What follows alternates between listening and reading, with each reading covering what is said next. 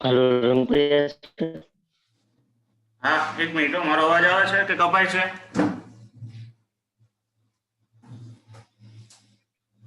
તો રેડી આવે છે.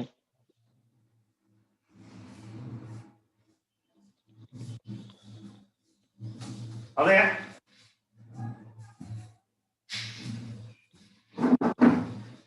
તમારી સ્ક્રીન ચોટતી આવે છે પણ અવાજ થોડોક રેડી આવે છે.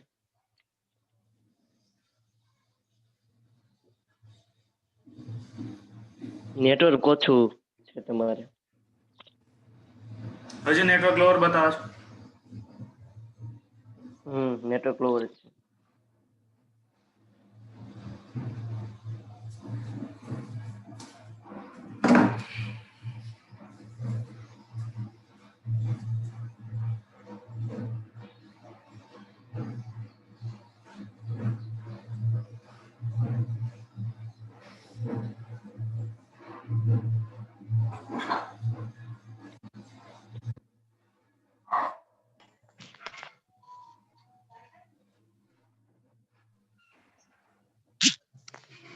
હવે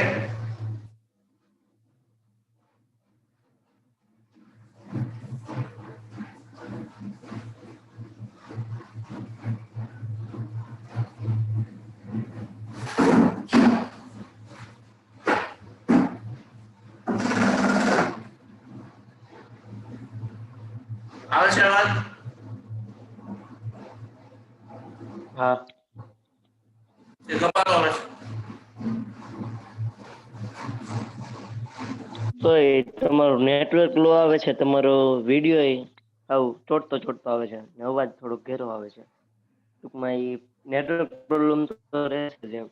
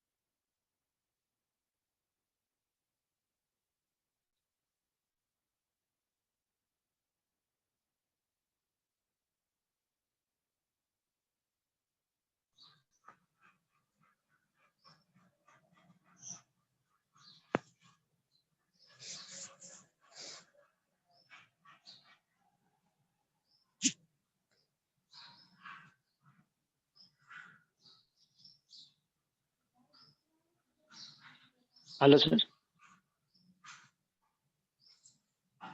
રંગપ્રિયા સર.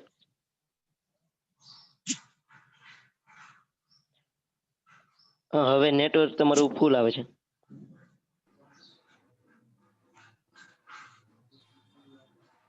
ઢોલનો અવાજ આવતો છે.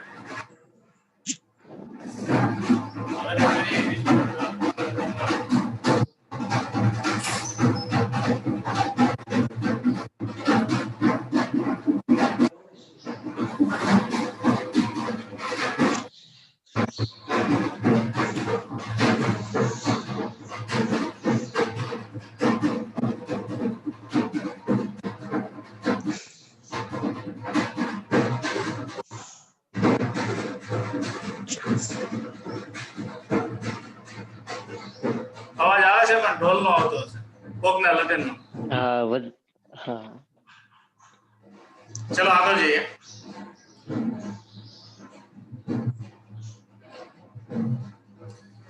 આ ચેપ્ટરના સ્વાધ્યાયના કેટલાક દાખલાઓ છે બાકી આપણે પૂરા કરવાના છે. થિયરી એના કન્સેપ્ટો બધા પૂરા કરી દીધા છે.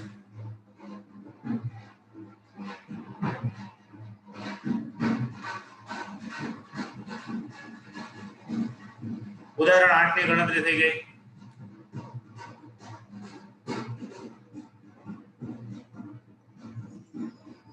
ઉદાહરણ નંબર 9 થી વાત કરીએ.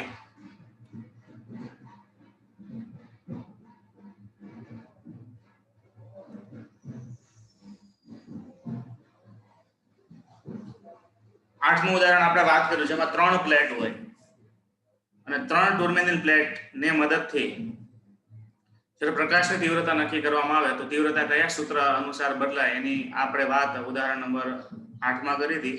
θ45 રાખવું જોઈએ. આ બધા છે ને એ તમારા બોર્ડ માટે અગત્યના નથી, આ બધા અગત્યના છે ખાસ કરીને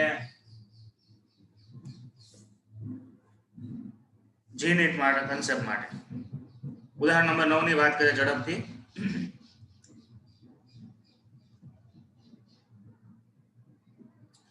અધ્રુવિત પ્રકાશ એક સમતલ કાચની સપાટી પર આપાત થાય છે અને પરાવર્તિત અને વક્રીભૂત કોણ એકબીજાને લંબ હોય એટલે બુસ્ટનો નિયમનું પાલન થાય છે.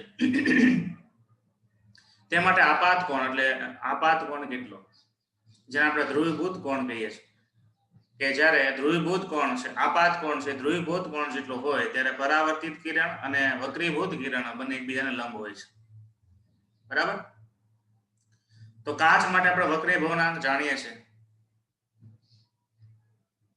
પરાવર્તિત અને વક્રીભૂત કિરણ એકબીજાને લંબ છે, તેથી આપણે બુસ્ટનો નિયમ લાગુ પાડી શકીએ. અને જ્યારે એકબીજાને લંબ હોય ત્યારે આપાત કોણ છે ધ્રુવીભૂત કોણ જેટલો હોય અને ધ્રુવીભૂત કોણ બરાબર tan ઇન્વર્સ μg જેટલો હોય. તો આપણે એવું સૂત્ર હતું કે μg બરાબર બુસ્ટરના નિયમ પરથી કે જ્યારે પરાવર્તિત કિરણ અને વક્રીભૂત કિરણ પરસ્પર લંબ હોય ત્યારે આપાત કોણ બુસ્ટર કોણ જેટલો હોય છે. તેથી તેના નિયમ પરથી μg એટલે માધ્યમનો વક્રીભવનાંક tan બુસ્ટર કોણનું tan નું મૂલ્ય એમાંથી IB બુસ્ટર કોણને આપણે કરતા બને tan ઇન્વર્સ μg થાય. IB ને કરતા બને tan ઇન્વર્સ μg એટલે કાચ માટે 1.5 લઈએ છીએ વક્રીભવનાંક, એના પછી આપણે IB મળે છે 57 ડિગ્રી. અને એની સાથે સાથે એ જ રીતનો સ્વાધ્યાયનો 8મો દાખલો છે, એનો ક્રમ લખેલો છે. હવામાંથી કાચમાં જતા પ્રકાશ માટે બુસ્ટર કોણ કેટલો, કાચનો વક્રીભવનાંક 1.5. કોઈ પ્રકાશનું કિરણ છે હવામાંથી કાચમાં જાય ત્યારે બુસ્ટર કોણ કેટલો, તો આ જ આવશે, એનો આન્સર આ જ આવશે, ગણતરી પણ આ જ આવશે. કારણ કે કાચનું આપણે હવાની સાપેક્ષમાં ઉદાહરણ 9 ગણ્યું એમાં પણ આ જ વાત હતી, પણ ખાલી પૂછવાની રીત અલગ અલગ હતી, ગણતરી તો બંનેની કોમન છે. બરાબર. એટલે એ પણ સ્વાધ્યાયનો 8મો દાખલો પણ એ જ રીતે છે, એટલે બે એક જ સરખા છે અને બેની રીત એક સાથે મૂકી દીધી. સ્વાધ્યાયનો 9મો દાખલો જોઈએ. એક સમતલ પરાવર્તક સપાટી પર 5000 એંગસ્ટ્રોમ તરંગ લંબાઈનો પ્રકાશ આપાત થતા પ્રકાશની તરંગ લંબાઈ 5000 એંગસ્ટ્રોમ છે. પરાવર્તિત પ્રકાશની તરંગ લંબાઈ અને આવૃત્તિ કેટલી, તો જે પરાવર્તિત પ્રકાશ થાય છે અને તરંગ લંબાઈ કેટલી અને આવૃત્તિ કેટલી. બરાબર. અને કયા આપાત કોણે પરાવર્તિત કિરણ એ આપાત કિરણને લંબ હોય, એટલે કે બુસ્ટર કોણે ગણવાનો છે અને સાથે સાથે પરાવર્તિતની તરંગ લંબાઈ અને આવૃત્તિ પણ ગણવાની છે. તો પરાવર્તનની ઘટનામાં વિદ્યાર્થીઓ કાંઈ તરંગ લંબાઈ બદલાતી નથી, એટલે લેમ્બડા બરાબર 5000 એંગસ્ટ્રોમ હોય તો પરાવર્તિત પ્રકાશની તરંગ લંબાઈ આપાત જેટલી જ હોય એટલે 5000 એંગસ્ટ્રોમ જ થાય. બરાબર. તેથી આવૃત્તિનું સૂત્ર F બરાબર c/λ માં તમે કિંમત મૂકીને તમે એને આવૃત્તિ પણ ગણી શકો છો. તો પરાવર્તિતની તરંગ લંબાઈ અને આપાતની તરંગ લંબાઈ ઇક્વલ છે, પછી આ આવૃત્તિનું સૂત્ર છે એના પરથી એક આવૃત્તિ ગણી શકી. અને જ્યારે ધ્યાન આપજો આપાત કોણ 45 ડિગ્રીનો હોય ત્યારે આપાત અને પરાવર્તિત બંને લંબ થાય. જો રકમ જો શું કીધું છે, કયા આપાત કોણે પરાવર્તિત કિરણ અને આપાત કિરણને લંબ હોય. સમજો વક્રીભૂતની વાત નથી, કયા આપાત કોણે પરાવર્તિત કિરણ અને પરાવર્તિત કિરણ એ આપાત કિરણને લંબ હોય. સમજો આકૃતિની ભૂમિતિ જો. બરાબર. અહીંયા આમાં આકૃતિ ન આવે પણ આમાં જનરલી ખબર પડી જાય ને કે માનો કે આપાત કિરણ છે એ આપાત કિરણ 45 આવે તો એનું પરાવર્તિત કિરણ પણ કેટલું હોય 45 હોય, તો એ પરાવર્તિત કિરણ આપાતને કેટલું થયું લંબ થઈ ગયું ન થઈ ગયું. એટલે જ્યારે આપાત કોણ 45 ડિગ્રીનો હોય ત્યારે આપાત અને પરાવર્તિત લંબ. આમાં વિદ્યાર્થી ભૂલ ક્યાં કરે છે ખબર, કે એ પૂછે છે ને તો ત્યારે એ વક્રીભૂત કિરણ અને પરાવર્તિત કિરણ વચ્ચેનો કોણ નક્કી કરે. ભાઈ અહીંયા વક્રીભૂતની વાત નથી, સમજો આપાત અને પરાવર્તિત વચ્ચેની વાત છે. બરાબર. વક્રીભૂતની વાત જ નથી, એટલે આ દાખલો બુસ્ટના નિયમ પ્રમાણે ન થાય, સામાન્ય પરાવર્તનની જે ઘટના છે એ પ્રમાણે જ આખો થાય. બરાબર. એટલે પણ થોડુંક તમારે જોઈ લેવાનું. સ્વાધ્યાયનો 12મો દાખલો. કણવાદ એ પ્રકાશની માધ્યમ, ધારો કે માધ્યમ પાણીમાં ઝડપ શૂન્ય અવકાશમાં પ્રકાશની ઝડપ કરતા વધારે હોવાનું અનુમાન કેવી રીતે કરે છે? જો કે શક્ય નથી. કણવાદ એ પ્રકાશની માધ્યમ, એટલે કે ધારો કે પાણીમાં ઝડપ એ શૂન્ય અવકાશમાં પ્રકાશની ઝડપ કરતા વધારે હોવાનું અનુમાન કેવી રીતે કરે છે તે સમજાવો. શું પ્રાયોગિક રીતે પાણીમાં મપાયેલ પ્રકાશની ઝડપ આ અનુમાનની પુષ્ટિ કરે છે? જો ના, તો પ્રકાશ માટે બીજું કયું માનચિત્ર એ પ્રયોગ સાથે સુસંબદ્ધતા ધરાવે? હવે આ જે વાત છે ને આખી એ ન્યૂટનના કણવાદની હતી. પ્રકાશ શાસ્ત્રમાં ન્યૂટને સૌપ્રથમ જે કણવાદ આપ્યો ને એ કણવાદમાં આ વાત આવે. એ કણવાદમાં એ પ્રમાણે વાત આવે કે કોઈ પણ પ્રકાશનું કણ છે એ એક માધ્યમમાંથી બીજા માધ્યમમાં જાય ત્યારે એ માધ્યમ લંબ સાથે લંબની નજદીક જાય છે અથવા લંબથી દૂર જાય છે. એનો આધાર શેના ઉપર રહે છે? તો ઘટમાંથી પતલામાં જાય છે કે પતલામાંથી ઘટ જાય છે એના પર આધાર રાખે છે. આ ન્યૂટનનો જે કણવાદ છે એ ખોટી માન્યતા હતી. અને આમે તમે જુઓ, આપણે ખબર જ છે કે કોઈ પણ પ્રકાશ હોય એ પ્રકાશ શૂન્યાવકાશમાં જે ઝડપ છે એટલી ઝડપ એકેય માધ્યમમાં નથી. શૂન્યાવકાશમાં સૌથી વધારે ઝડપ છે, એના કરતા પાણીમાં ઓછી હોય, હવામાં ઓછી હોય, એ સિવાયનું કોઈ પણ માધ્યમ હોય તો ઓછી જ હોય. પણ છતાં પણ આપણે આ ખોટી ઘટનાને સાચી સાબિત કરવી હોય તો કેવી રીતે કરી શકીએ? એ વાત છે. એટલે આપણે એવું ધારી લઈએ કે જ્યારે હવામાંથી પ્રકાશનું કિરણ પાણીમાં જાય છે ત્યારે લંબ તરફ નમે છે. એટલે અહીંયા થશે આઈન, બરાબર, અને જેની સાથે ખૂણો બનાવે એ cos થીટા, એ સિવાયનું sin થીટા. એટલે અહીંયા c cos થીટા, કારણ કે હવામાં એની ઝડપ કેટલી છે? c જેટલી છે. અને એની સાથે ખૂણો બનાવે c cos થીટા છે અને અહીંયા c sin થીટા છે, બરાબર. હવે માધ્યમ બદલે ત્યારે ધારો કે વેગ v જેટલો થઈ જાય છે. જેની સાથે ખૂણો બનાવે એ v cos થીટા થાય અને એ સિવાયનો v sin થીટા થાય. હવે આગળ જઈએ. ન્યૂટનના સૂક્ષ્મ કણવાદ અનુસાર જ્યારે પ્રકાશ એક માધ્યમમાંથી બીજા માધ્યમમાં જાય ત્યારે વેગના લંબ ઘટકો બદલાય છે. વેગના લંબ ઘટકો બદલાય એટલે કયા ત્યાં? આમાં તો જોવો તો વેગના લંબ એટલે આ માનો કે આ સપાટી છે અને સપાટી ત્યાં દોરેલો લંબ છે, બરાબર. તો વેગને લંબ ઘટક કયો કહેવાય? તો જે સપાટીને લંબ હોય એ. તો માનો કે અહીંયાથી પ્રકાશનું કિરણ આપાત થયું, એના બે ઘટકો પડે. એક ઘટક આ છે અને બીજો ઘટક આ છે. એમાંથી આ ઘટક છે ને સપાટીને સમાંતર થાય, સમજો બરાબર. અને આ ઘટક છે ને સપાટીને લંબ છે. એટલે લંબ ઘટકો બદલાય છે. c cos i અને v cos r માં બદલાવ થતો હોય અને સમાંતર ઘટકો નથી બદલાતા, એવું ન્યૂટન કહી ગયો હતો. પરંતુ સમાંતર ઘટકો બદલાતા નથી. તેથી આકૃતિની ભૂમિતિ પરથી c sin i is equal to v sin r લઈ શકાય, બરાબર. તો sin i ના છેદમાં કયા ઘટક? લંબ ઘટકો બદલાશે, સમાંતર નથી બદલાતા. સમાંતર નથી, સમાંતર ઘટકો કયા થયા? c sin i અને v sin r. આ બંને ઇક્વલ થાય. હાલો ઇક્વલની શરત ઉપરથી sin i ના છેદમાં sin r is equal to શું થશે? v ના છેદમાં c અને v ના છેદમાં c is equal to શું થશે? mu r. કારણ કે v upon c આપણે mu r લઈએ છે. તો mu r જો હવે તમે આકૃતિની ભૂમિતિ જો તો sin i અને sin r માંથી આ કોણ મોટું થાય? તો sin i છે મોટો હોય અને sin r છે એ નાનો છે ને. આપાત કોણ મોટો છે અને વક્રીભૂત કોણ નાનો છે. એટલે મોટા ભાગ્યા નાનું કરો એટલે આનો ગુણોત્તર કેટલો થાય? તો કે v upon c. અને v upon c બરાબર શું થાય? 1 કરતા મોટો હોય એટલે વક્રી ભવનાંક 1 કરતા મોટો આવ્યો. વક્રી ભવનાંક 1 કરતા મોટો આવ્યો એટલે v upon c 1 કરતા મોટો થયો અને v upon c 1 કરતા મોટો થયો. સમજો તો v greater than c થયો. તો ઉપરના સમીકરણના આધારે ન્યૂટને અનુમાન કર્યું કે પાણીમાં પ્રકાશનો વેગ શૂન્યાવકાશ કરતા વધારે છે, જે પ્રાયોગિક રીતે ખોટું છે, બરાબર. અને હાઇગેન્સના તરંગગ્રહની થિયરી વડે નીચેનું સૂત્ર સાબિત થાય છે કે sin i is equal to sin r is equal to v upon c નો આવે. શું આવે? c upon v આવે. અને એના આધારે તમે નક્કી કરો c upon v. તો c upon v બરાબર શું થાય? 1 કરતા નાનું થાય, બરાબર. તો વક્રી ભવનાંક છે 1 કરતા નાનો થશે.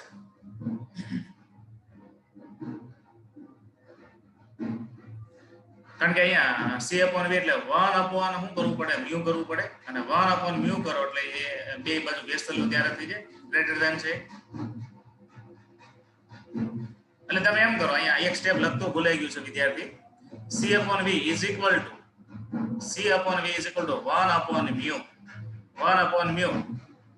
બરાબર. એમાં sin i તો મોટો છે અને sin r નાનો છે, અને એ એટલે એનો ગ્રેટર ધેન 1/mu છે ગ્રેટર ધેન 1 મળશે. એની બાજુ બંને બાજુ વ્યસ્ત લ્યો એટલે mu બરાબર આવું થાય લેસ ધેન. એટલો તમારે એક સુધારો કરવો પડે, એ ધ્યાન આપજો. આ લોકો ડાયરેક્ટ લખી નાખ્યું છે. અને તમે ક્યાં કન્ફ્યુઝ થશો કે સર v/c બરાબર છે, તમે mu કહો છો, અને અહીંયા c/v બરાબર છે mu. એવું થોડું હોય. sin i upon sin r બરાબર mu થાય, એ આપણે જાણીએ છીએ. એ પ્રમાણે બધી ગોઠવણી કરવાની.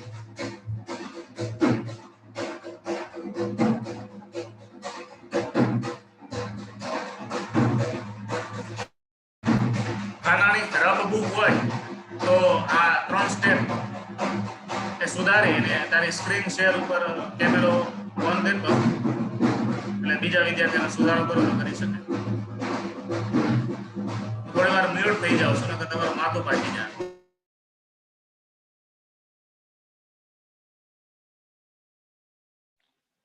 Hello sir.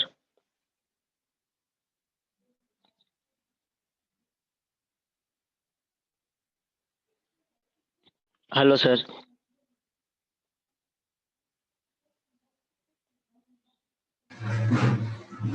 So sin i upon sin r is equal to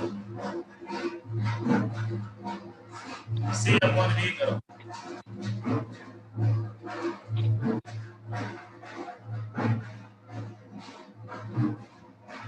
C/V પછી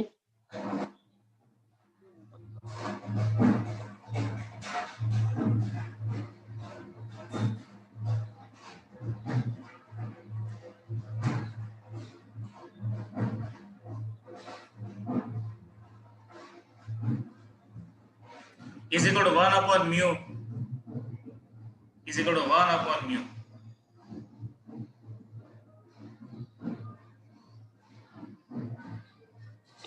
એક જ મિનિટ.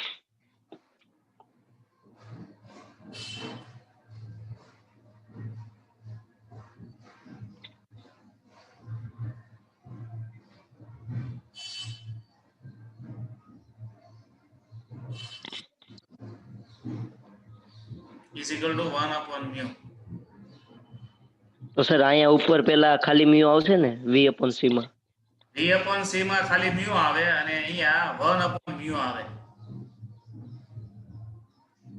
અને greater than 1/mu greater than 1 લો તો અલગથી પેજમાં કે આમાં નામાં નો કે.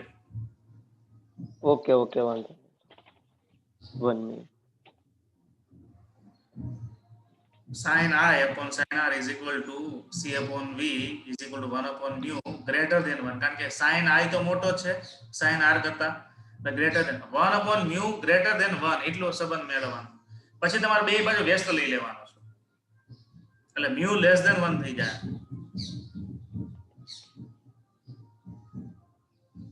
કારણ કે ખરેખર સ્નેનનો નિયમ ખાલી સર બીજી શરત જ ખાલી દર્શાવવાની છે ને અહીંયા, કે પહેલી શરત હોતા?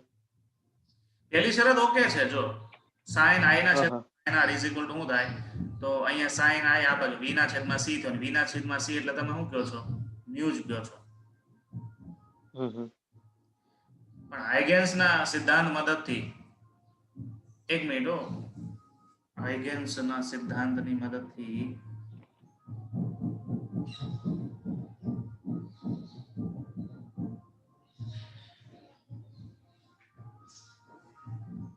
આકૃતિની ભૂમિતિ પરથી આ થતું છે, પણ હાઇગેન્સના સિદ્ધાંત પ્રમાણે sin r હું એક કહેતો હોમ પેજમાં જતો રહું. હાઇગેન્સનો સિદ્ધાંત આગળ જ આવે છે ને કે એમાં હશે સૂત્ર એની ડાયરેક્ટ ઉપર.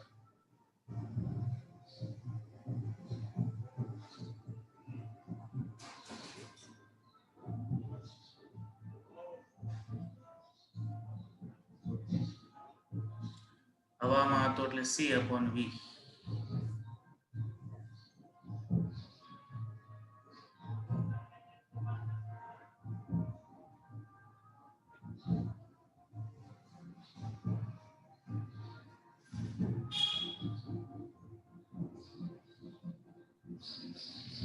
સૂત્ર છે પણ આપણે v ને c ના સ્વરૂપમાં જોઈએ છે ને નથી.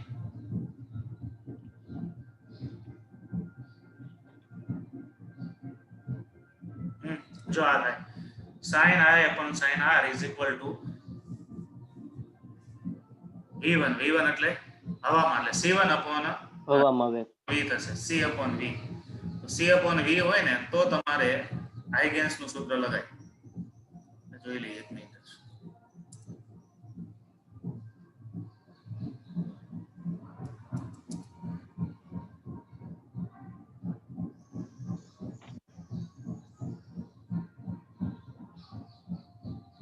આ તો બરાબર છે, હાઇગેન્સ ના સિદ્ધાંત પ્રમાણે c upon v જ આવે, અને c v બરાબર શું લેવું પડે, એટલે હવે એવું કરીએ કે c upon v થાય.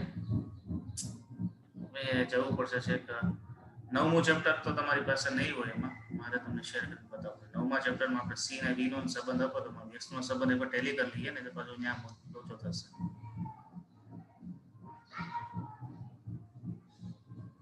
વક્રી ભવનાંકની આખી વાત હતી ને એમાં.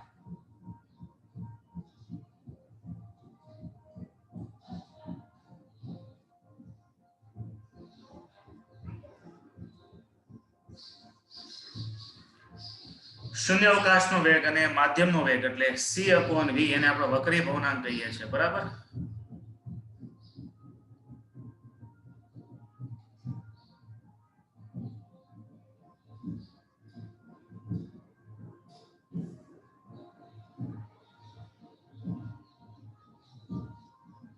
કઈ ભૂલ તો થઈ છે ગમે ને. એક મિનિટ, આકૃતિની ભૂમિતિ પરથી આ બંને સરખા છે. sin i is equal to v cos r, c sin i is equal to v cos. સમાંતર ઘટકો સમાન છે, બદલાતા નથી. એના બધા આ થયું, આ બધા sin i ના છેદમાં r. આકૃતિમાં જુઓ તો sin i મોટો છે અને sin r નાનો છે. મોટા ભાગે નાનો કરો એટલે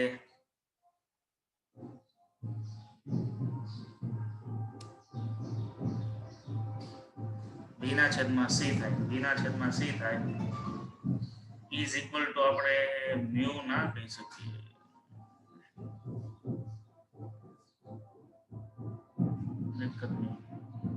નવમા ચેપ્ટર પ્રમાણે પાડે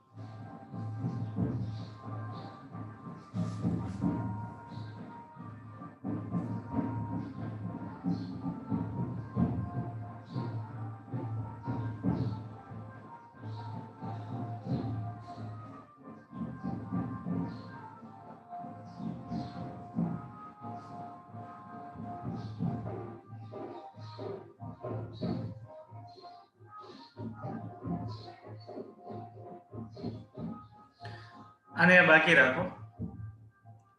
આમાં કંઈક લખવામાં ગમે ત્યાં ભૂલ થઈ છે વિદ્યાર્થીથી કે કંઈક. Hello sir. સર આપણે tan થીટા આવે એની બરાબર તો આપણે વક્રી ભવનાંક જ થાય ને, એટલે યુ થાય. અને આજે આપણે હાઇઝનબર્ગના સિદ્ધાંત જે આપણે આમાં તો v upon c upon v છે, તો આમાં u નો થાય એમ. c upon u માં આમાં mu થાય, પણ આમાં એ લોકો mu લીધું છે ને, v upon c બરાબર mu લીધું. એટલે બુસ્ટર નો નિયમ મૂળ તો એમ જ થયો ને કે વક્રી ભવનાંક બરાબર tan અહીંયા છે થીટા. ને જે વક્રી ભવનાંક મૂક્યો ને, એ વક્રી ભવનાંક જો તમે કાઢી નાખો તો બધું જ બરાબર છે. જો sin i ના છેદમાં sin r સમજો બરાબર is equal to v upon c, અને is greater સ્ક્રીન શેર નથી હો, સ્ક્રીન શેર આ નથી. mu કાઢી નાખો, mu કાઢી નાખો એટલે ગ્રેટર ધેન થઈ ગયું. શું કામ ગ્રેટર ધેન 1 થાય? તો અહીંયા જો આકૃતિની ભૂમિતિ પરથી sin i A sin r કરતા મોટો, ખ્યાલ આવ્યો? આઈ છે આર કરતા મોટો છે. એટલે તમારે શું કરવાનું છે? અહીંયા ભૂલ થઈ છે, મ્યુ આ સ્ટેપમાંથી મ્યુ જ કાઢી નાખો. એ જ ભૂલ કરે, એ જ ક્યાંનો આપણે કન્ફ્યુઝ કરાવે છે. એટલે જો હવે આ સમીકરણ શું થયું? sin i ના છેદમાં sin r is equal two v upon c. ક્યાંય વાંધો નથી.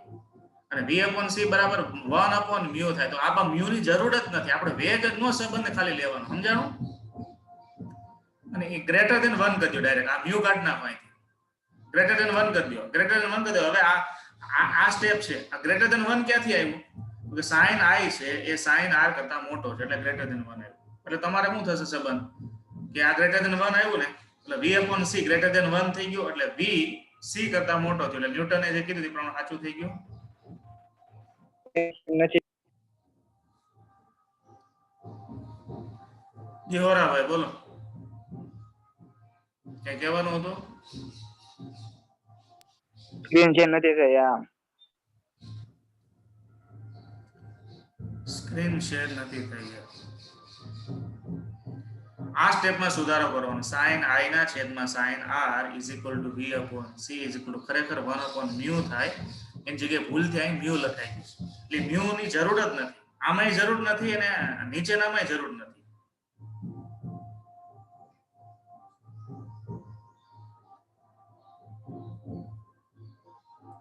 આ મ્યુ કાઢી નાખો. ગ્રેટર ધેન 1 થઈ જાય. શું કામ ગ્રેટર ધેન 1? કારણ કે i છે r કરતા મોટો છે, એટલે v c કરતા મોટો છે.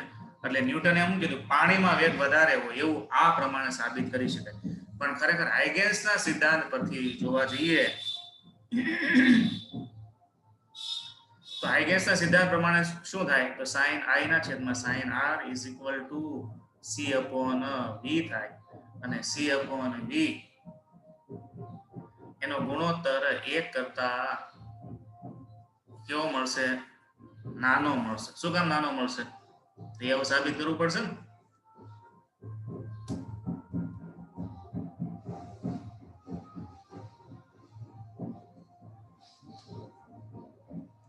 અહીંયા મ્યુ લખ્યો છે, ન્યાય ભૂલ છે. 1 upon mu is equal to એમ કરવું પડે. કારણ કે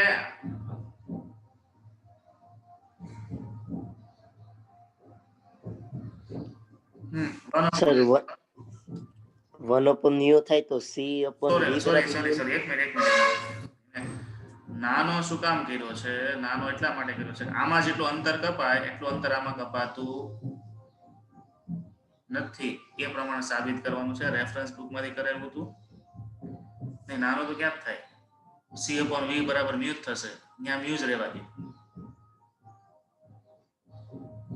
એ બરાબર છે. અને 1 કરતા નાનો શું કા થાય? તો એ વિચારવાનું છે.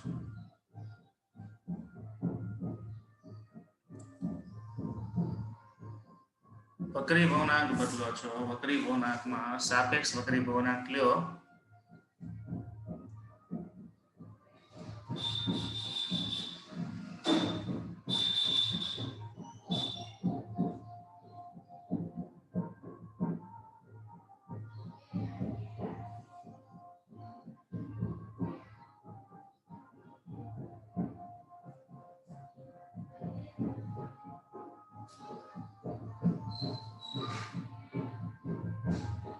ત્યાં છે ને સુધારો એ કરવો પડશે કે આપણે શરૂઆતની જે થિયરી જોઈ હતી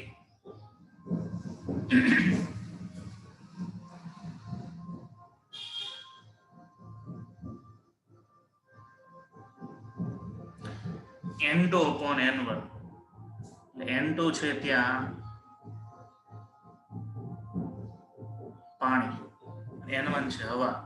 તો ગુણોત્તર 1 કરતા મોટો જ આવે.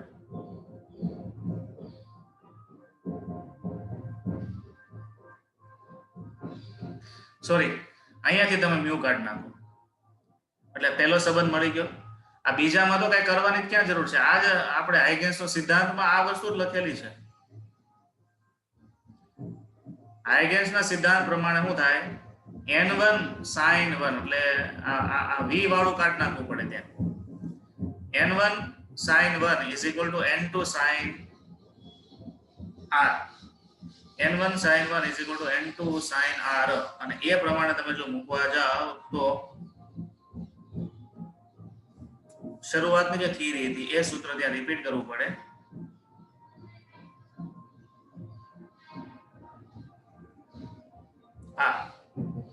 આ આખે સંબંધ ઉપરથી આવે. તમારા માટે હાઇગેન્સ સિદ્ધાંત પરથી સૂત્ર શું બનશે? n1 sin r is equal to આ પહેલું માધ્યમ. પહેલા માધ્યમમાં હવાનો વેગ છે એટલે c આવશે અને અહીંયા v આવશે. c upon v.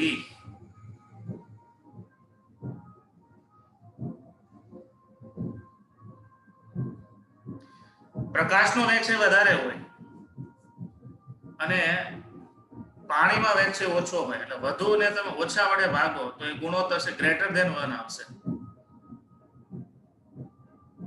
Greater than 1 આવે એટલે c upon v બરાબર ગ્રેટર ધેન 1 થાય. આપણે કંઈક ભૂલ તો થાય છે ગમે ત્યાં એક્ઝેક્ટ. હવે આને પેન્ડિંગ જ રાખો. હું છે ને કાલે રેફરન્સ બુકમાંથી આનો સોલ્યુશન જોઈ અને તમને આખે આખું ફરીથી પાછું સમજાવીશ. કાંઈ એક કન્ડિશનમાં કંઈક કોઈ મારી ભૂલ થાય છે.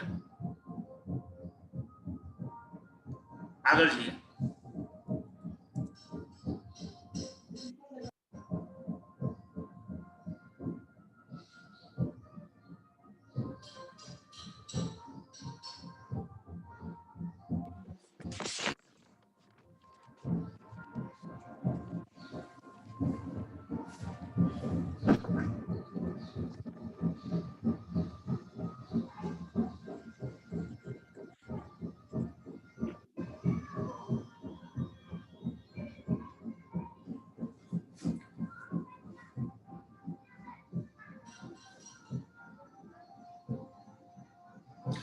હા ભાઈ કઈ નહીં, જો બરાબર છે અહીં ધ્યાન આપો. સોલ્યુશન મળી ગયું. અહીંથી તમે મ્યુ કાઢી નાખો, અહીંથી ને મ્યુ કાઢી નાખો અને અહીંથી ને મ્યુ કાઢી નાખો. એટલે જો c upon v greater than 1 મળે છે. અહીંયા v upon c greater than 1 મળ્યું. ખ્યાલ આવ્યો? અહીંયા sin i ના છેદમાં sin. તમે એક વસ્તુ યાદ રાખો, વક્રી ભવનાને કાઢી નાખો. આ આકૃતિની ભૂમિતિ પરથી તમે જુઓ તો i છે r કરતા મોટો છે. ચલો તો sin i ના છેદમાં sin r નું મૂલ્ય 1 કરતા મોટું મળે અને sin i ના છેદમાં sin r is equal to v upon c છે અને એ 1 કરતા મોટું છે. બરાબર? અને 1 કરતા મોટું છે એટલે અહીંયા v upon c એ ગ્રેટર ધેન 1 મળ્યો એટલે v છે c કરતા મોટો થયો. હવે અહીં ધ્યાન આપો, sin i ના છેદમાં sin r તો 1 કરતા મોટો છે અને હાઇગેન્સ સિદ્ધાંત પરથી એ એના બરાબર થાય c upon v થાય. એ પણ 1 કરતા મોટો જ આવશે. એટલે અહીંયા આ કન્ડિશન મૂકવામાં ભૂલ થઈ છે. is greater than 1 કરો એટલે c greater than v થઈ ગયું. બસ એટલું કરવાનું છે. મ્યુ કાઢી નાખો બે જગ્યાએથી, સોલ્યુશન બરાબર. અને અહીંયા લેસ ધેન છે જગ્યાએ ગ્રેટર ધેન કરી નાખો. અહીંયા સંબંધ ગ્રેટર ધેન નો આવશે, મ્યુ કાઢી નાખવાનો અને અહીંયા સંબંધ પણ ગ્રેટર ધેન નો આવશે.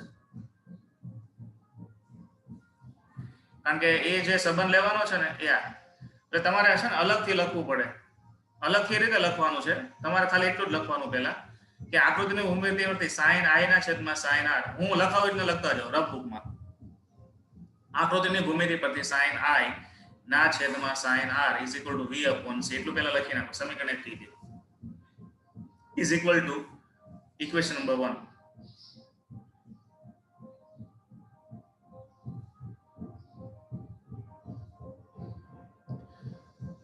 હવે લખો i greater than r. i greater than r હોવાથી i greater than r હોવાથી sin i upon sin r greater than 1 થાય. તેથી v upon c greater than 1 થાય. તેથી v greater than c થાય. કાનાને લખ્યો એટલો.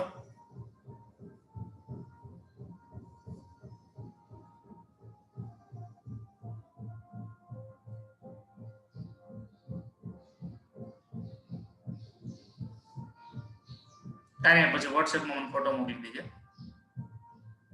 બરાબર? અને અહીંયા આવો કે હાઇગેન્સના સિદ્ધાંત પરથી આ બસ આ રીતે i upon r હોવાથી આ એટલું થયું. બરાબર? તેથી લખી નાખો v greater than c.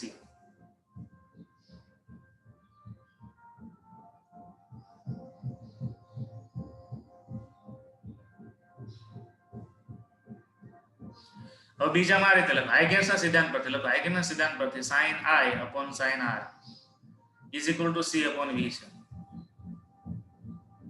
હાઇગેન્સના સિદ્ધાંત પરથી sin i upon sin r is equal to c upon v. હવે i તો r કરતા મોટો જ છે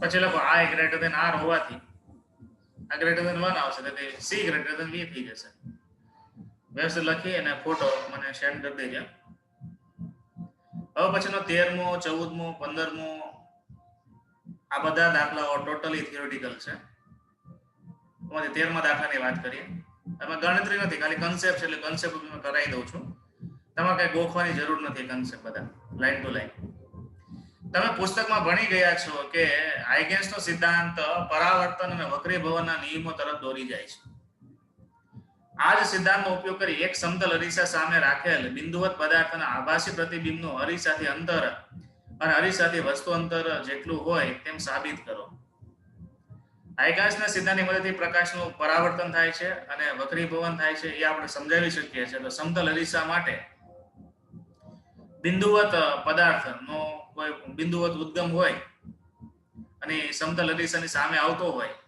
અને એમાંથી એનું જે આભાસી પ્રતિબિંબ મળે એ આભાસી પ્રતિબિંબમાં અરીસાથી અંતર અને અરીસાથી વસ્તુ અંતર જેટલું જ હોય ટૂંકમાં પ્રતિબિંબનું અંતર અને વસ્તુનું અંતર સમતલ માટે સમાન હોય એવું આપણે સાબિત કરવાનું છે સાબિતીમાં તો આકૃતિની ભૂમિતિ જોવી પડે તો આકૃતિમાં દર્શાવ્યા મુજબ p એ બિંદુ p પાસે છે અને તેનું m1 m2 થી અંતર r છે અને તેની સાથે AB તરંગ અગ્ર એ આપાત થાય છે p પાસેથી આ AB તરંગ અગ્ર આપાત થાય છે બરાબર એટલે આપાત તરંગ અગ્ર થયું અહીંયાથી એને ઉત્પન્ન થયું હશે અને એ આપાત અહીંથી આમ થયું બરાબર જો અરીસાની ગેરહાજરી હોત તો તે a ડેશ b ડેશ પાસે આવી જાય જો અરીસો ન હોત તો એનું તરંગ અગ્ર અહીંયા પહોંચી જાત કે ન પહોંચી જાત હોત તો ત્યાં પાસે પહોંચે બરાબર હાઇગેન્સના સિદ્ધાંત અનુસાર અરીસાથી પરાવર્તિત તરંગ અગ્ર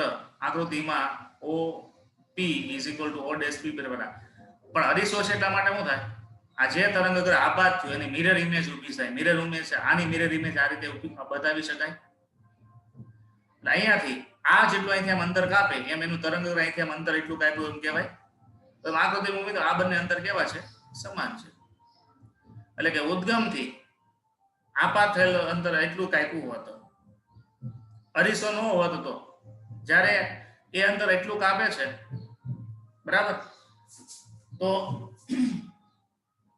અરીસો ન હોત તો અહીંયા પહોંચ્યું હોત પણ અરીસો છે એટલા માટે એનું પરાવર્તન થઈને અહીંયા પહોંચ્યું આ આકૃતિની ભૂમિતિ એ રીતે દોરી શકાય આ તમારા આ વખતના સિલેબસમાં નથી આવો કઈ પ્રશ્ન જનરલી આમે પૂછે નહીં આમ સમતલ અરીસા વડે વસ્તુ અંતર અને પ્રતિબિંબ અંતર સમાન મળે છે બરાબર તો વસ્તુ અંતર હું તો અહીંયાથી આ છે એ પ્રતિબિંબ અંતર થયું બરાબર અને એટલે સોરી અહીંથી આને પ્રતિબિંબ અંતર ગણીએ તો અહીંથી આ વસ્તુ અંતર થઈ ગયું કારણ કે વસ્તુ આ બાજુ મૂકેલી છે એનો પ્રતિબિંબ અહીંયા મળ્યો આભાસી થોડુંક અટપટું છે પણ એ રીતે સમજવાનું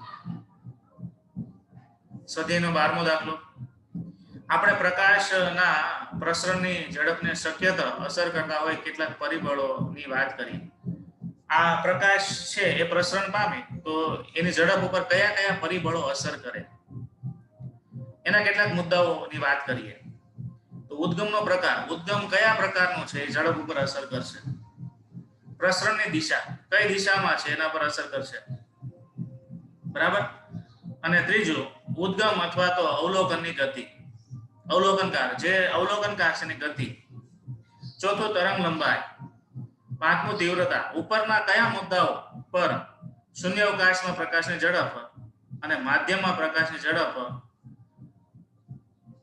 આધાર રાખે છે આ પ્રશ્ન છે ને એવી રીતે છે કે માનો કે આપણે પ્રકાશના પ્રસરણની ઝડપને અસર કરતા કેટલાક મુદ્દાઓને આપણે યાદી બનાવી એમાંથી 4-5 મુદ્દાઓ આપણે અલગ અલગ નક્કી કર્યા પહેલો ઉદ્ગમનો પ્રકાર કયો છે બીજો કઈ દિશામાં પ્રસરણ પામે છે ત્રીજું ઉદ્ગમ અથવા તો અવલોકનકાર ગતિ કેટલી કરે છે સાપેક્ષ ગતિ કેટલી છે અને તરંગ લંબાઈ કેટલી છે, એની તીવ્રતા કેટલી છે, આ ઉપરના મુદ્દાઓમાંથી શૂન્યાવકાશમાં જો પ્રકાશ જતો હોય તો એમાંથી આ મુદ્દાઓ કેવી રીતે અસર કરે, અને જો એ પ્રકાશ માધ્યમમાં જતો હોય તો આ મુદ્દાઓ કેવી રીતે અસર કરે. ટૂંકમાં તરંગ પ્રસરણ છે એ શૂન્યાવકાશમાં થતું હોય તો એમાંથી આ પ્રકાર કેવી રીતે અસર કરે, દિશા કેવી રીતે અસર કરે, આ બધું કેવી રીતે, ઉપરના 5 મુદ્દાઓ શૂન્યાવકાશના પ્રસરણ માટે કેવી રીતે અસર કરે, અને ઉપરના 5 મુદ્દાઓ માધ્યમના પ્રસરણ માટે કેવી રીતે અસર કરે એ આપણે સમજવાનું છે.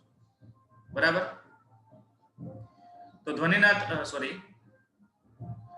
પેલું, શૂન્યાવકાશમાં પ્રકાશની ઝડપ માટે ઉપરનું કોઈ પણ પરિબળ અસર કરતું નથી. શૂન્યાવકાશમાં શું છે ભાઈ, પ્રકાર ગમે એવો હોય, દિશા ગમે તે હોય, ગતિ કરતા હોય ન કરતા હોય, શૂન્યાવકાશમાંની જે ઝડપ છે એ c ગુણ્યા એટલે c જેટલી જ છે.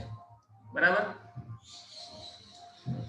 માધ્યમમાં પ્રકાશની ઝડપ ઉદ્ગમના પ્રકાર પર આધાર રાખતી નથી. માધ્યમમાં પ્રકાશની ઝડપ ઉદ્ગમ કયા પ્રકારનો તેના પર આધાર ન રાખે. બીજું, દિશા કઈ દિશામાં, માધ્યમ એકનું એક છે પણ એ કઈ દિશામાં પ્રકાશ છે એના પર પણ આધાર નથી રાખતી. ઉદ્ગમ અથવા અવલોકનકાર ગતિ પર આધાર રાખે. શું કામ? કારણ કે તમે કોઈ માધ્યમમાં જ્યારે ગતિ કરતા હોય ત્યારે માધ્યમ એ સાપેક્ષ ગતિ કરતું હોય, તમારી સાપેક્ષમાં માધ્યમ પણ આમ હારવાર ગતિ કરતું હોય તો એની ઝડપ બદલાઈ જાય. પછી માધ્યમમાં પ્રકાશનો વેગ v પ્રપોર્શનલ ટુ લેમ્બડા તરંગ લંબાઈ પર આધાર રાખે છે પણ તીવ્રતા પર આધાર રાખતો નથી. જ્યારે પ્રકાશ કોઈ માધ્યમમાં ગતિ કરતો હોય તેની તીવ્રતા વધારે હોય ઓછી હોય એનાથી ઝડપ ઉપર કોઈ ફરક ન પડે. તમે લાઇટ ડીમ કરો, ફૂલ કરો, એ જેટલી ઝડપથી ગતિ કરે એટલી ઝડપથી જ ગતિ કરે, એટલે તીવ્રતા પર આધાર નથી રાખતું. અને ઉદ્ગમ કયા પ્રકારનું છે, નળાકાર ઉદ્ગમ છે, બિંદુવત છે કે સમતલ છે. બરાબર.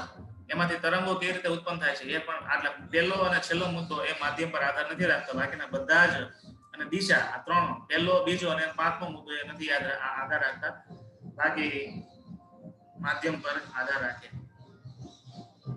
15મો દાખલો, 17મો દાખલો અને 20 અને 21, એમાંથી 15મો દાખલો અત્યારે કરાવી દઉં છું. ધ્વનિ તરંગો માટે, આમ તો બધા થિયોરિટિકલ ટાઈપના દાખલો પણ કેલ્ક્યુલેટર અંદર. આમ તો મારે 11મો પીરિયડ છે, અહીંયા પૂરું કરું. ચલો, તો કાલે અડધો પીરિયડ માટે હું આ 15, 17, 20 એ બધા દાખલાનું તમને સોલ્યુશન કરાવીશ. ખાલી સમજૂતી આપીશ, કારણ કે થોડા તાર્કિક બધા પ્રશ્નો છે. અને પાછી કાલે જ 11મું ચેપ્ટર આપણે સ્ટાર્ટ કરીશું. 11મા ચેપ્ટરની પીડીએફ તમને હું સેન્ડ કરી દઈશ. બરાબર.